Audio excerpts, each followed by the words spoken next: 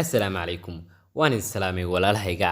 Waxaan rabaa inaan la wadaago odhaahdayda oo ka mid ah afkaartayda si aan u kaalmeeyo asxaabtayda kuwaasoo qiimo badan kula agtayda iyo qalbigayga. Bal aan kula wadaago fikirkayga adigoo ah walaalkayga ama walaashayda. Intaasina waa kaftankayga. Ku soo biir kanaalkayga sina share garee muuqaalkayga.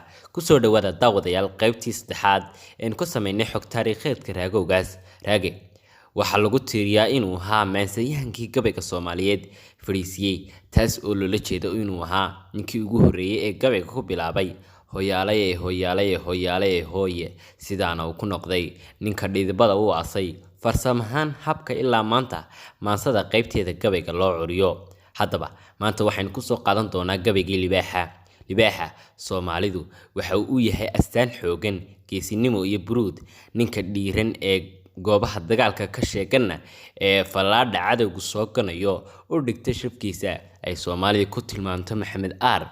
Soomaalidu waxay ku mahmahdaa libaaxnimo noqon ayaa la xirigtaa raagowgaasna wax kale muu sameeyay aragtidaas ayaa wuxuu ku cabiray afar meelis oo aad u qurux badan oo ah gabay wuxuuna ku helay qiimeynta qadarinta bulshada Soomaaliyeed wuxuuna Raage afarta meelis ku sheegay tilmaan kasta oo libaaxu leeyahay muuqaal ugu haday tahay iyo aadamuhu marka uu la kulmo dareenka argagaxa ee uu ku dhaliyo waxaana xusid mudan codkiisa hinraaga ah ee marka uu qofku maqlo baqdin oo dhima iskugu timaado indhihiisa gudguduudan ee aan dhugashada loo dhameyn karin cidihiisa afka badan leh ee kuwa xurto kala intaas oo dhan Raage waxa uu ku qeexay afartan meelis ee soo socda codkiisa laga baq aragiis la carar wadana cayreeye ila casuus leh raadkiis carjaba laga cabsoonaade cid iyo dhuuriyo oo faarbulow bayareen baas leh yaa la ciyaaraa libaax laga cadhaysiiyay.